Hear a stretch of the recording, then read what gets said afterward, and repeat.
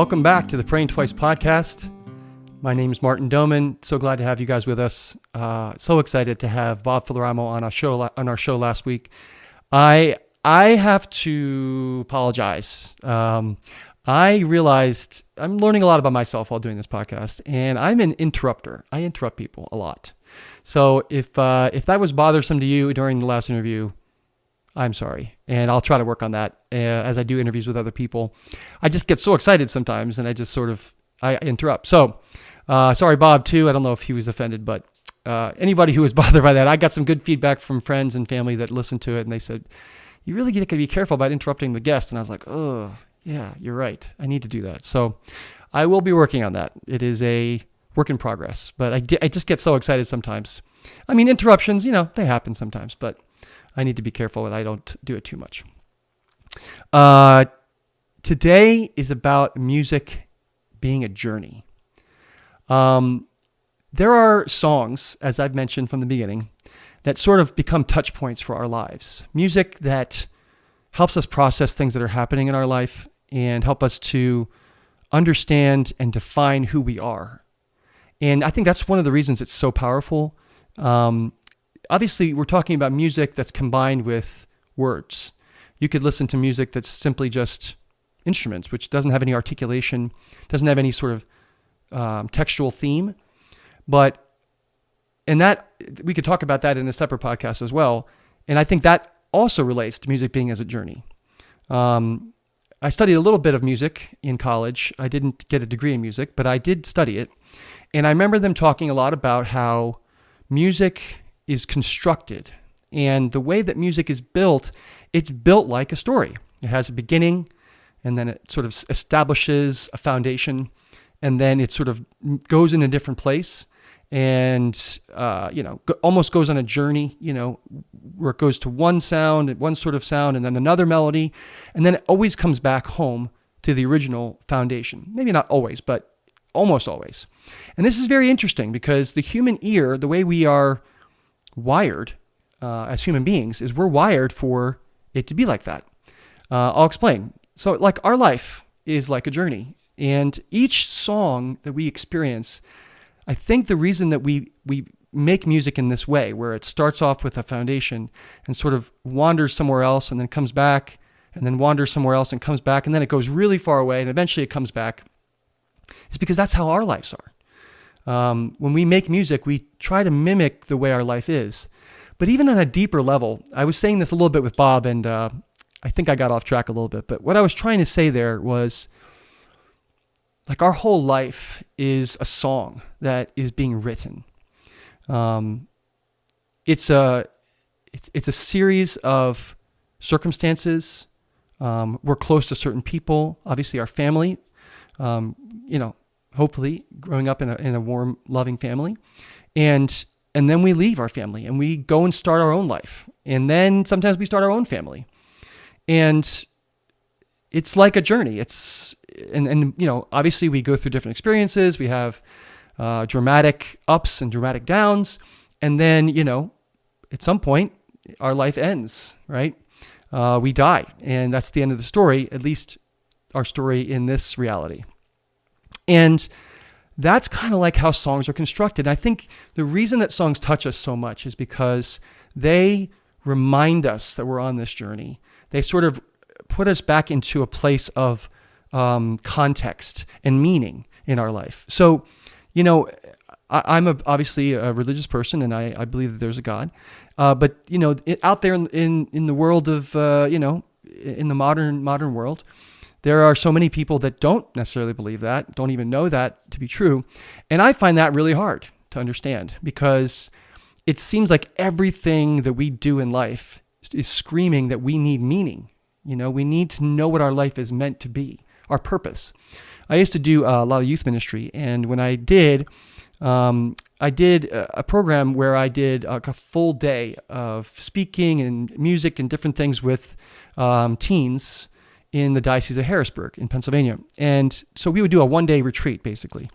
And I always made a point, and this was part of the program that we put on, but I always made a point to give them a chance to ask questions and specifically write down questions. So we did this thing where we said, if you could ask God one question, what would it be? And, we took in hundreds and hundreds of responses. And I was always very struck by the answers or the questions that these students asked. They were so meaningful and so important. But one of the questions that came up the most, I would say without fail, sometimes the question was, why did bad things happen to good people? Or why did this bad thing happen to me or someone that I loved? But then the biggest question that came up was, why am I here? What does my life mean? Now let's think about this for a second. If say hypothetically that there's no God and we're just simply alone in this universe on this planet, and we're going to live and when we die, and we're pretty much just molecules and atoms in motion, and nothing has any purpose. It's just what it is. This is the limit of looking at life just scientifically. Science, of course, is amazing. It's so helpful. It's one of the most amazing things we can do as human beings is doing science. But science can be very myopic because it just looks at what we can see with our senses and can put under a microscope. But there's so much about being a human being that doesn't fit under a microscope, that has deeper resonance, that has this sense of eternity or some sort of desire to live forever or to be happy forever. One of my favorite quotes from C.S. Lewis is, if we find within ourselves a desire that nothing on this world can satisfy, the only logical conclusion is that we were made for another world.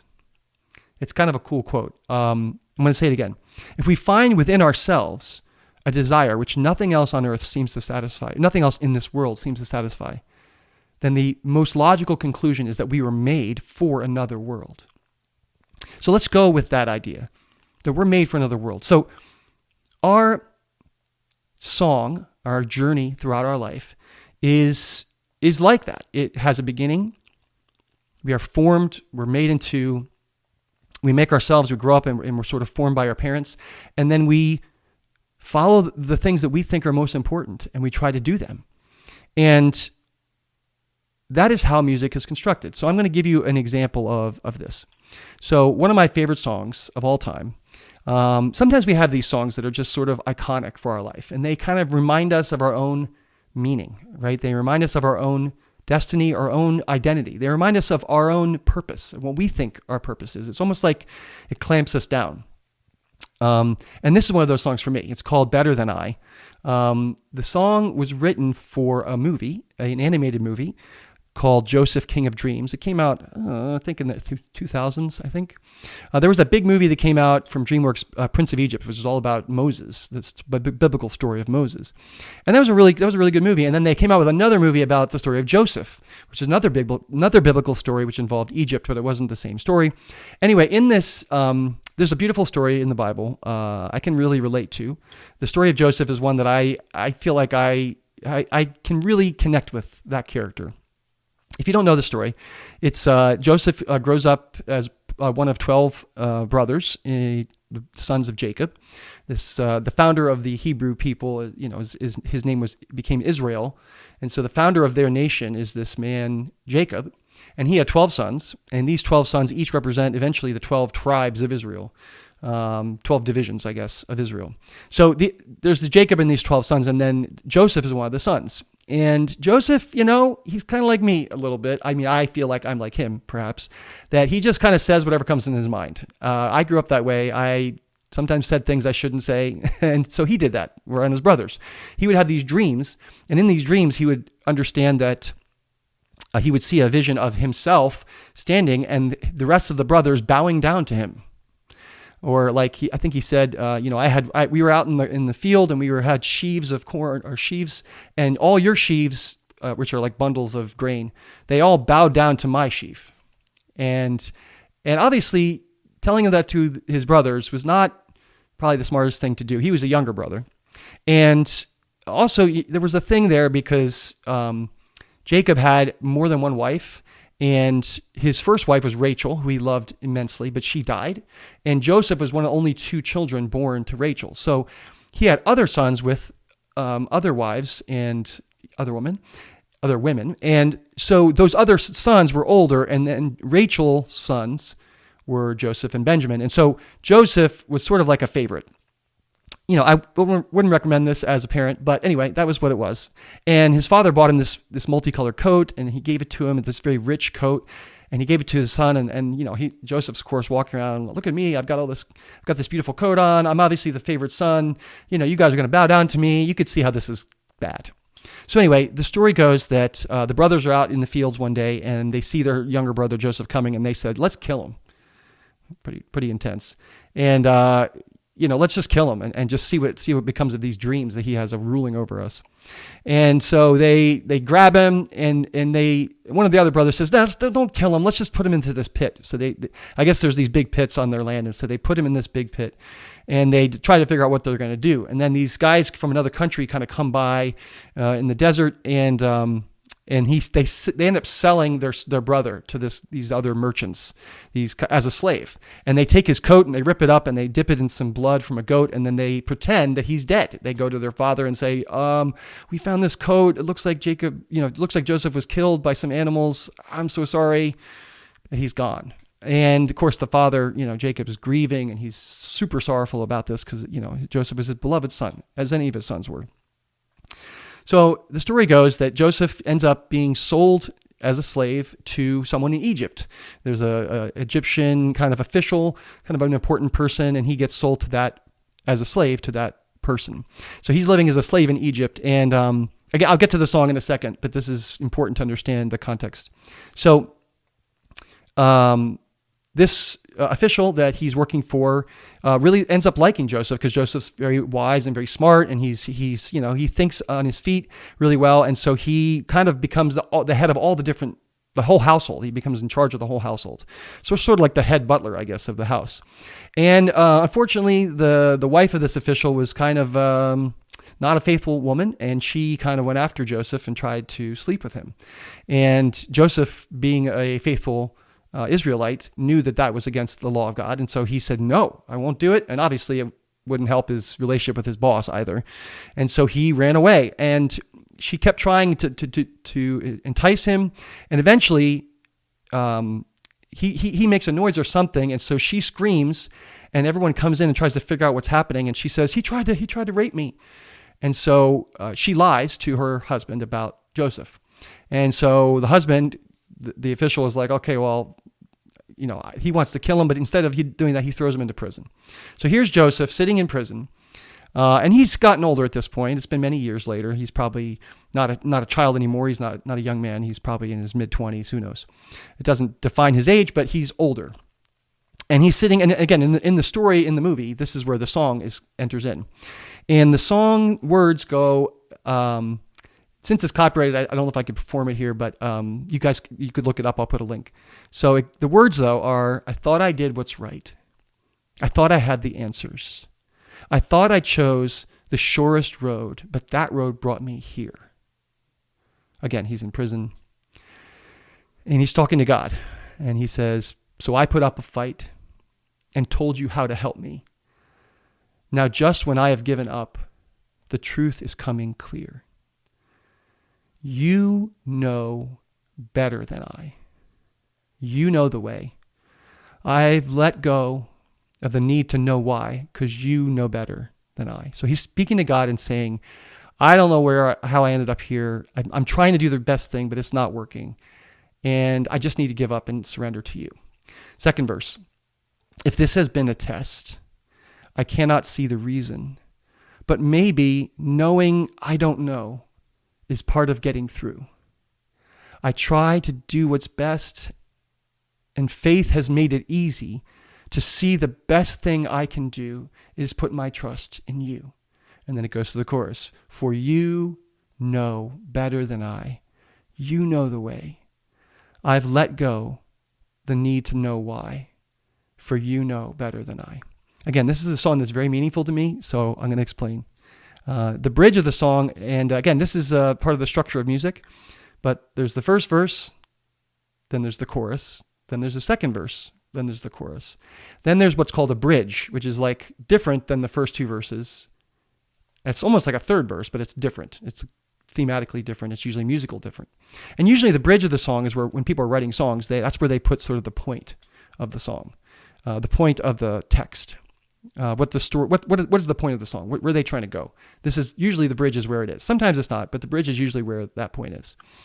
And so he says, I saw one cloud and thought it was a sky. I saw a bird and thought that I could follow. But it was you who taught that bird to fly.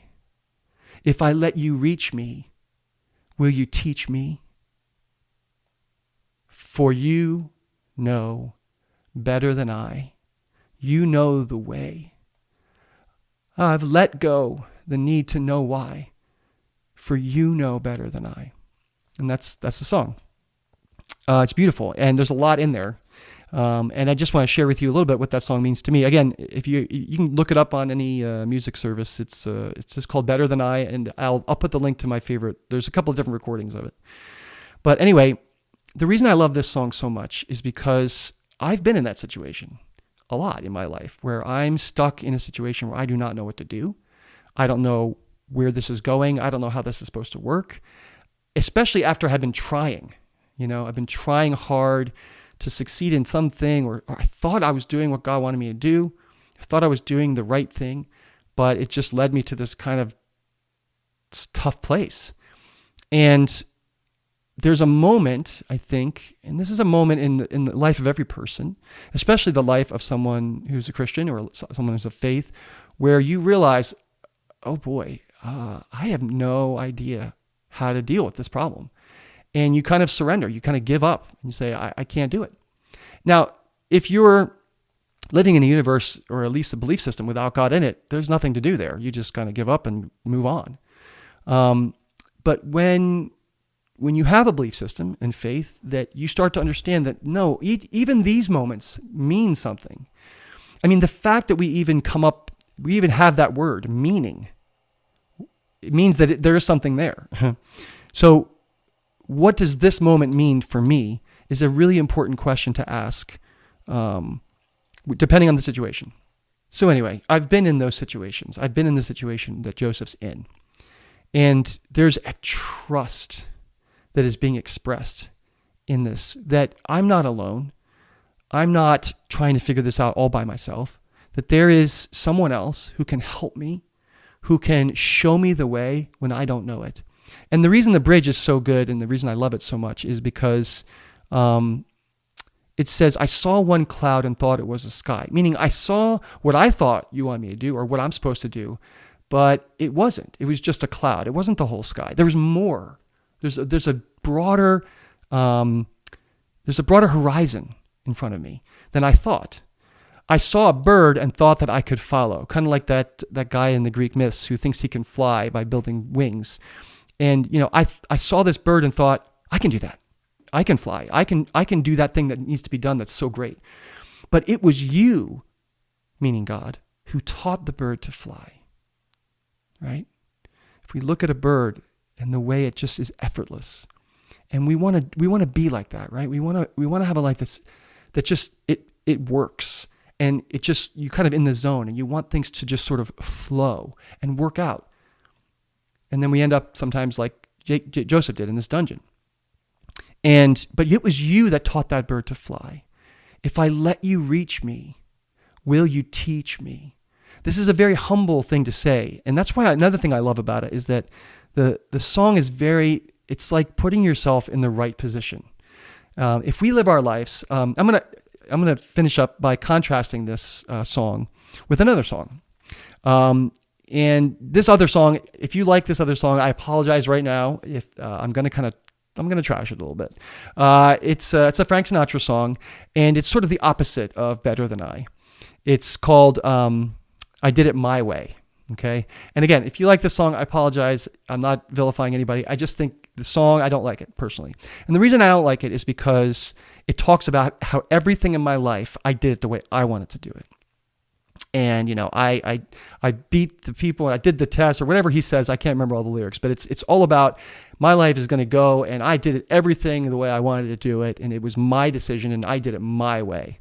And again, it sounds okay. It's not like this horrible idea, but for me, it represents a moving off center that ends up in a really bad place. So like when you have two lines that are running almost parallel to each other, wherever they break, eventually a mile down the road, they're really far apart. And that's the kind of how it is with this song for me.